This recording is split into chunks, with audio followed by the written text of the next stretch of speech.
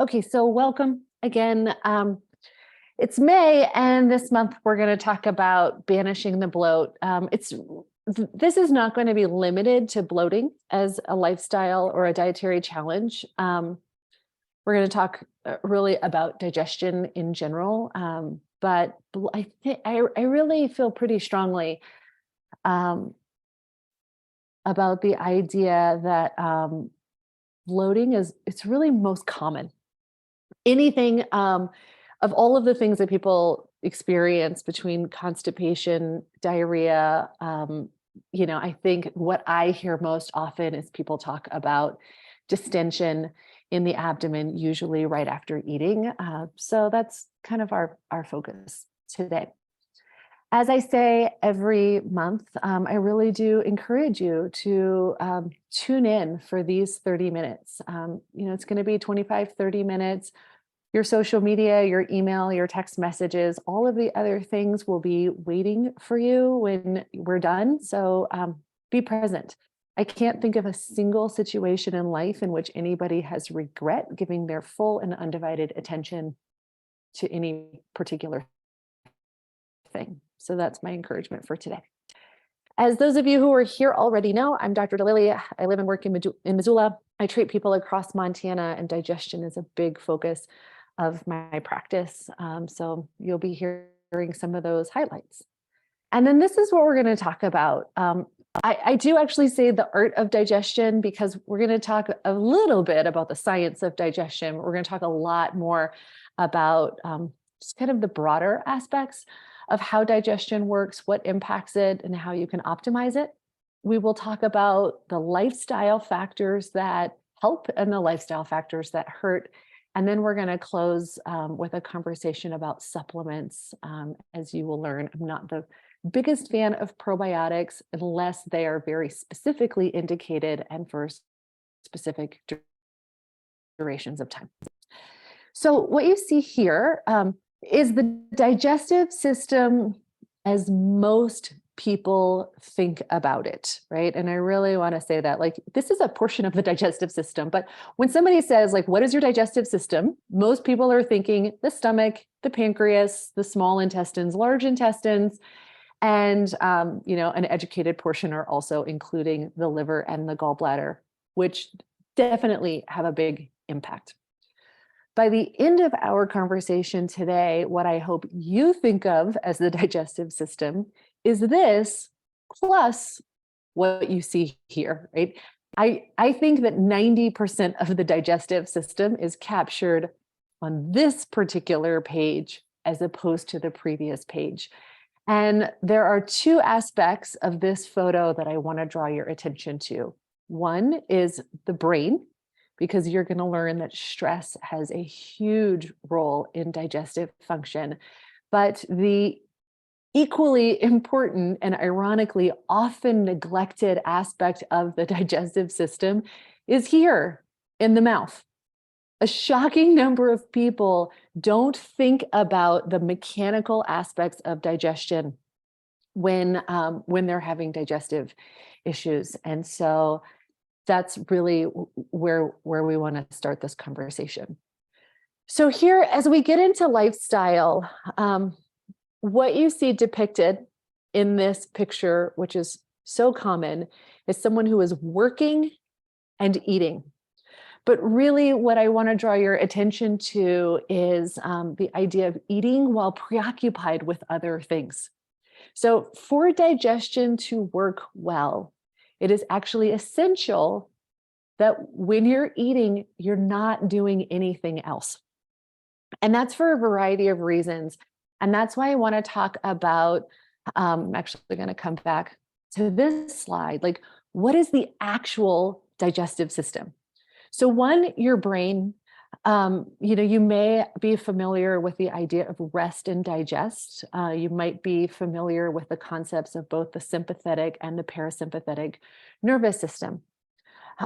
These two things play into each other because when we are stressed out, when our brain is preoccupied, when we are rushing from place to place or squeezing in a meal on the go, a mental picture that often comes to mind for me, when Everett, my son, who's 13 now, when he was really little, there were a lot of times where the only way that I was going to get a meal in was like to have something on the counter.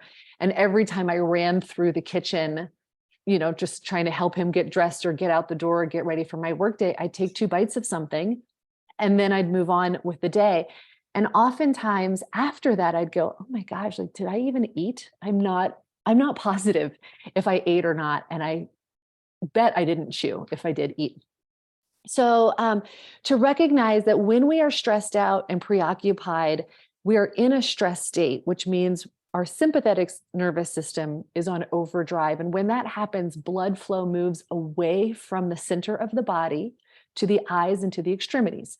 Our bodies are preparing to fight, run away, or at least surveil the environment, which is why blood flow is moving to the eyes and the extremities. But when blood flow is moving to the extremities, it is not in the center of our body, which is where digestion occurs. So to eat in a stress state is going to compromise the flow of digestive juices. It's going to compromise peristalsis. It's going to predispose you for an imbalance of the microbiome. And it's going to predispose you to both constipation and bloating. So one really simple trick, if we come back to the lifestyle picture, is don't do this, right? Don't eat and work at the same time. If you can pause in your day, take a few moments to take a couple of deep breaths, slow yourself down, tell your body, I'm about to eat something, and just chill the heck out for a few minutes before you eat. That simple step will begin to improve your digestive process. Another thing that is so simple and shockingly neglected is taking the time to chew your food adequately. When we eat on the go, we often do the chew, chew, swallow thing. Another thing about eating too quickly is to understand that processed food is designed to be consumed quickly, which also doesn't help your digestive system. But we usually think of digestion, I think, as a chemical process because we think of the enzymes. We think about, whether or not our gut bacteria will break things down. But before we ever get to the chemical process of digestion is the mechanical process of digestion. If you don't chew your food adequately, then every particle of food that enters the stomach is too large for the chemical process of digestion to work effectively, right? This is simple surface area. If you've got so much stomach acid, but you have these big chunks of food and that acid's coming from the outside, it's way less effective than if you have twice as many smaller particles where the acid can come around to every part. If you chew your food at least 15 or 20 times, which might not sound like a huge number, but I promise if you take the time to count how much did I chew before I swallow, you'll find that chewing your food 15 to 20 times before you swallow takes something. But if you do that, then the acid in your stomach can access more of that food. The enzymes in your small intestine have an easier time breaking down that food. And again, you're less likely to be constipated, you're less likely to be bloated, you're more likely to get nutrient absorption from the food that you're already eating. So slow down, take a few deep breaths, chew your food. Eating without distraction, I kind of talked about this, don't work and eat from a stress perspective. But the other aspect of eating while you're preoccupied, I think about somebody eating popcorn while watching a movie, is that when you are paying attention to all of the other things, if you're paying attention to what's on the movie screen, if you're paying attention to your email or you're scrolling social media, then you're not really in tune with, have I eaten the right amount? Am I done? Am I full? Am I even enjoying what I'm eating? So often we're distracted and it's like we eat this thing and then after we're like, what was that? Did I enjoy it? And so our pleasure cup, the emotional body, is not being fed and nourished by the food that we're eating, which ironically can leave us with a sense of hunger even after the physical body has been nourished. So that leads to overeating, which can cause, weight problems. But here specifically, we're talking about the burden to the digestive system. I mentioned before, I kind of think about the analogy of eating popcorn while watching a movie. And really, like if you weren't looking at Thor's abs, who could ever eat the gallon size bag of popcorn that is considered a small popcorn in today's movie theater? Like it's impossible unless you're so distracted with what's on the movie screen that you didn't pay attention until the bag is empty.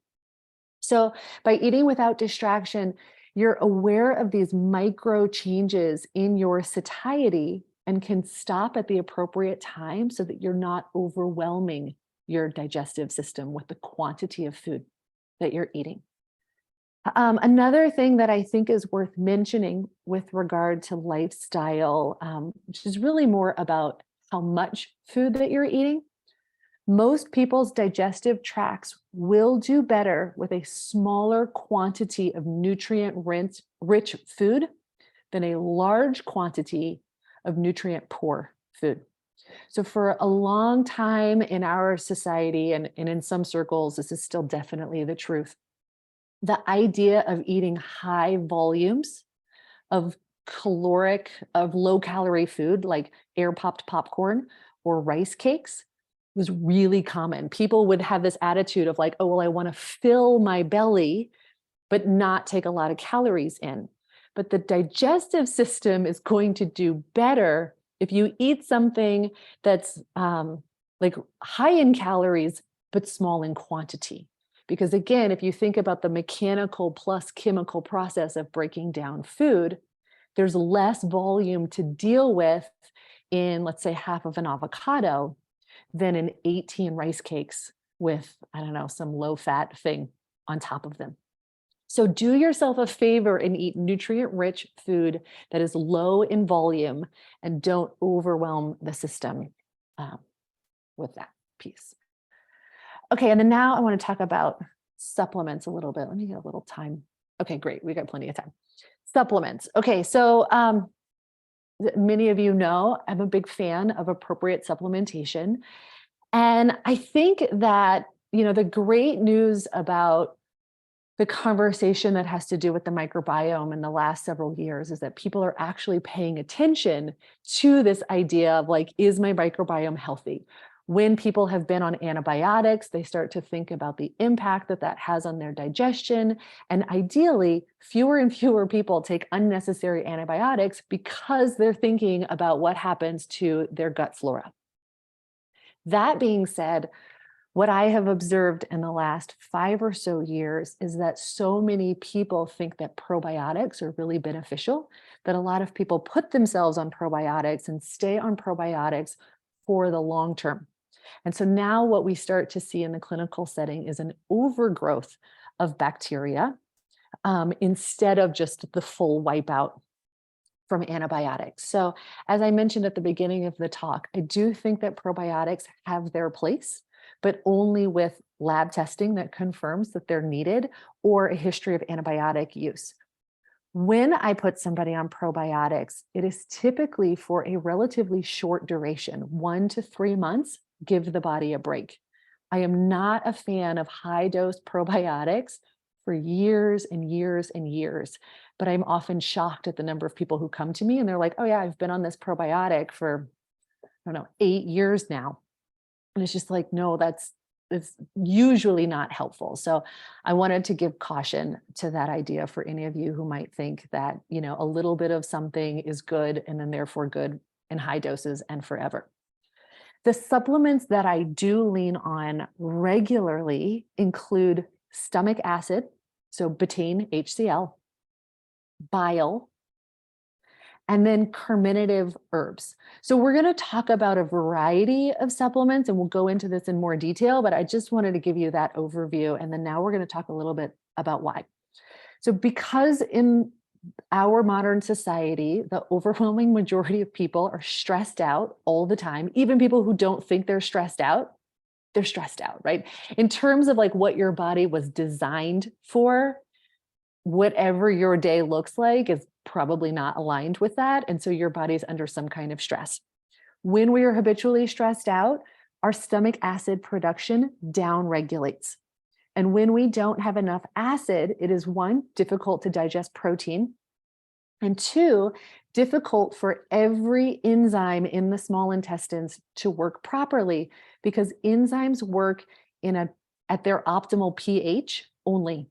And so if the food coming into your small intestines is less acidic than it ideally would be, then every enzyme that food encounters along the way is not working in its optimal window of function. And so then all nutrient absorption gets compromised. So when in doubt, I tend to give betaine HCl as a supplement first.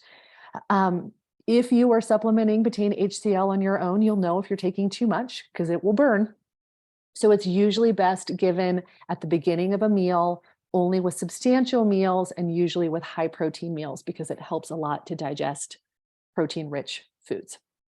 Then, as I mentioned before, bile is really useful. Again, when we're stressed out, our body doesn't make enough bile. Bile is both antimicrobial, so it does help to keep our healthy flora in check, and it's essential for the absorption of fats. So when we don't make enough bile, people can have what we think of as like digestive dumping. They eat a fatty meal, and then within 30 minutes, they have copious loose stool. If somebody has really foul smelling stool, really loose stool, or frequent stool, then I often think about bile function. There are a shocking number of people who have had their gallbladders removed and never been told to take bile. So really, really simple to supplement that, to replace your, either if you don't have a gallbladder, then you definitely want to take ox bile. And then even if you do, sometimes taking low doses to supplement that can be really helpful. Then classes of herbs that can be helpful.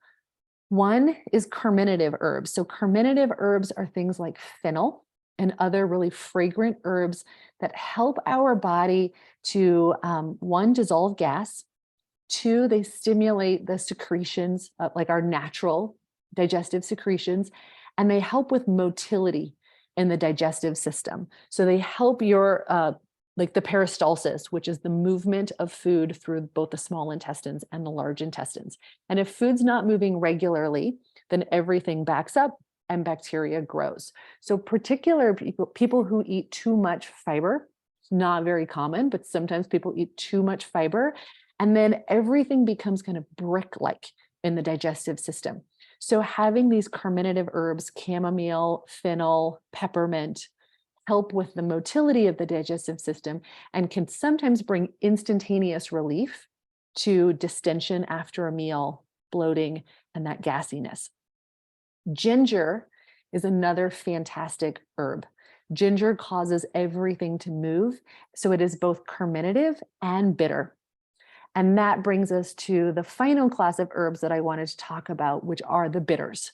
So a lot of times people know bitters as something that they would combine with alcohol, but bitters can be incredibly helpful for digestion. So a digestive tonic might be if you take some soda water and squirt bitters into it, like Swedish bitters or any kind of bitters formula that you could get at a natural grocery store, and to sip that slowly over time while you're preparing a meal will actually prime your digestive system for optimal digestion. If you don't put too much bitter, it doesn't taste bad, but certainly if you overdo it, your tongue will taste it. Bitters are something that you actually would never want to take as a capsule unless it's ginger, but in that particular case, you're getting the other benefits of ginger. You're not really getting the bitter benefits of ginger. And the reason that that's important is because it's the taste of bitter on the tongue that tells your body to stimulate the digestive secretions.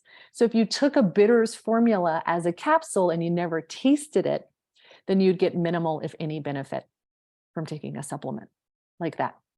So if you're going to take supplements, take them in the right way. Otherwise, it's kind of a waste of time. Okay, I think that covers most of what I was hoping to cover today. So to recap all of this, and actually we will have time for questions if any of you have any, because we're way ahead of schedule. This is the summary of how to banish the bloat, but really consider that all of this will help if you're constipated, if you have diarrhea, or if you have bloating. So one, recognize that digestion begins in the brain and the mouth, not in the belly. When we forget this, we tend to eat too fast, we eat while distracted, and we don't chew enough. So simply slowing down and chewing your food can have a massive impact on digestion, even if you are unwilling to change anything about what you're eating. So point number 2, right? Maximizing capacity. Slow down. Chew enough.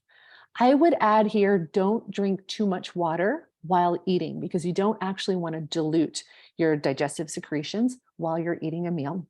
But the most important thing you can do for your digestive health is eating without distractions, so that you are completely in tune with what is satisfying and what is enough.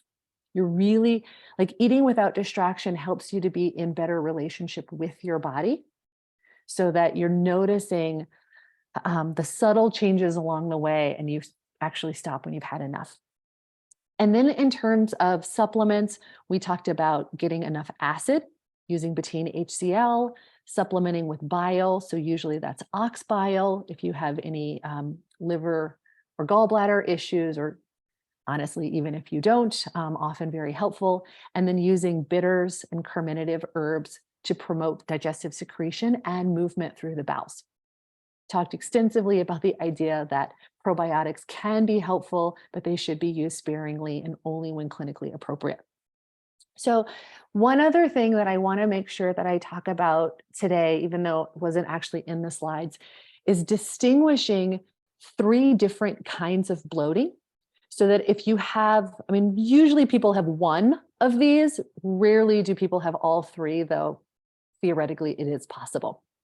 So one type of bloating is virtually instantaneous. Someone eats and almost like 5 to 10 minutes later, their upper belly is distended, right? This is what most of my patients refer to as having a food baby right after they eat, because they'll get kind of distended and hard right in the epigastric area, so under the ribs.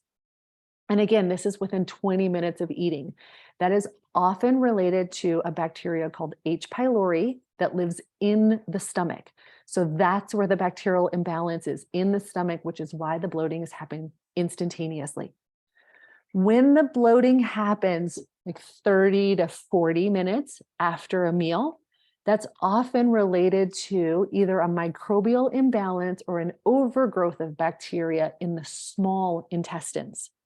That's when bile is most helpful. That's actually also when acid is really helpful. When someone gets bloated an hour to 2 hours after eating a meal, that's usually an imbalance in the large intestines as opposed to the small intestines. And that's actually when the carminative herbs can be really helpful, and the bitters, because motility is often a significant contributing factor to imbalances in the large intestines. So if you really pay attention to the timing of when you get symptoms after a meal, that can help you to understand which of these approaches will be most useful for you. So that is the material that I have for you today. If anybody has any questions, just take yourself off of mute and ask me. Oh, I got something in the chat. Hold on. Oh, can I talk more about good bile supplements? Yeah, okay. So honestly, no, I would say no supplement should be trusted unless backed by a professional. So in the chat, there was a question about like, what is a good bile supplement? I lean heavily on a product called LVGB complex, which stands for liver and gallbladder support. I think it's made by Designs for Health. I tend to be pretty suspicious of like Nature Made and Solar Ray and like some of the supplements that are sold in big box stores, because they don't undergo a lot of third-party testing for purity and verification on doses. That's not specifically a comment about bile, but I think it's really important when it comes to probiotics. And I would say it's most important when it comes to fish oil, which has nothing to do with our conversation today. But while I'm answering a question about supplements and quality, to me, fish oil is the single most essential supplement to make sure that it's third-party tested and verified for purity because of the possibility of heavy metal contamination and the possibility that the essential fatty acids are already rancid because of poor storage quality. So brand does matter in a lot of cases. When it comes to bitters and carminatives, Herb Farm, Gaia, Wise Women, these are some really reputable herb producers that are sold at a wide variety of places. Like most health food stores carry those brands, and they're fantastic.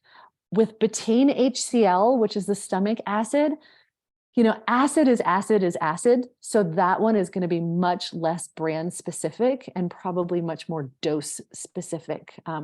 Always really useful to start off with a low dose and build from there. Then I have another question in the chat about SIBO, my thoughts on overcoming without antibiotics. So I have personally never used an antibiotic to treat small intestinal bacterial overgrowth. I have only used antibiotics to treat things like Giardia and other parasites. And I treat a lot of SIBO. So when there is small intestinal bacterial overgrowth, really like you could almost consider all of today's conversation about that, because chewing enough is going to be really important. Using those bitter and carminative herbs to stimulate secretions and motility is incredibly important, because oftentimes SIBO results from, it's actually in many cases either a byproduct of insufficient acid that's not washing the bacteria out, and or constipation. So if the stool content is not moving through the digestive system, everything is moving slowly, then bacteria has a chance to overgrow. So the way that I treat SIBO is with a betaine HCl, with a bile supplement, and then to make sure that the bowels are moving. So I use a lot of ginger. And, for that, I actually really like a product called Modal Pro and another one that's called Motility Activator, both high in ginger, but you could drink ginger tea. Sometimes I take pure ginger, put it in a Cuisinart, and then just, I'll put the ground up ginger in the freezer in little tiny ice cube trays. And then I'll just pop one in boiling water and turn that into a tea. You can add some bitters to it and kind of sip it while you're preparing a meal. So let's see, somebody else. I take ACV and water and ginger, turmeric and cayenne, plus a little cinnamon. Yeah, that's actually a great idea, because the apple cider vinegar is going to have some acid. Then you get the ginger, the turmeric and cayenne, very bitter. Yeah, and then the cinnamon is a carminative. So that's like a perfect digestive tonic right there. And then, yeah, Jill says fresh ginger is the best. Ginger is really good. What was the first thing you said with the HCl? Oh, betaine HCl. So BETAINE. It's just how it comes over the counter, betaine hydrochloric acid. So, okay, well, that's all of the questions that I see so far. If you have any others, you can throw them into the chat, or you can unmute yourself. I had a quick question for you. Yeah, what's that? So what foods or liquids will also cause extra bloating? Because you mentioned like putting bitters in soda water, but does carbonation cause bloating too? So for some people, carbonation will cause bloating. When I'm saying put bitters in soda water, I'm talking about like a quarter cup or a half cup that you're sipping slowly with a meal or before a meal. I'm not talking about like, having 20 ounces of bubbly water. When somebody's already got a digestive imbalance, it's usually when I see carbonated water impacting that. And there's probably a little bit of that carbonation and the acid interacting that's not helping. In terms of what foods cause bloating, I mean, some of the quintessential ones are the legumes and the cruciferous vegetables that are typically harder to digest. And that is oftentimes an enzyme imbalance more than like a bowel function imbalance. So a vegetarian, and anybody who knows me well knows that I don't ever recommend vegetarian diets because I typically don't think that they're really helpful. But if someone is already a vegetarian and they eat lots of legumes, then their body will start producing enzymes that help them break down legumes. But for a person who doesn't eat beans all the time, and then they have some hummus, or if they have some Brussels sprouts, like, that's definitely going to produce lower abdominal bloating. That's usually that like 1 to 2 hours later, like large intestine issue, more than some of the structural imbalances that we talked about with the stomach and small intestine. Foods that help, kind of like what I mentioned before, those low volume, high nutrient density foods, I think are often most helpful. Even avocados, like even somebody with SIBO, I often find like avocado, which is a food that usually people will avoid when they first have SIBO, is the first thing that can be reintroduced well, because it just packs a lot of bang for, per bite. Do you have other follow-up questions about foods specifically? Well, I mean, I heard like broccoli, Mhm. I eat a lot of broccoli. I eat a lot of Brussels sprouts. Yeah, those are all those cruciferous vegetables. So just using an enzyme support when you eat those foods is usually helpful. Because like I said, there's a lot of fiber in those foods. So the other thing to consider with high fiber foods is cooking them. So like raw broccoli versus steamed broccoli versus like sauteed broccoli are actually going to be digested differently, because when you cook food, you're starting to break down some of the fiber. So it's like you're pre-digesting something by cooking it, which is going to make a huge difference in comparison to eating any of those things raw. Mhm.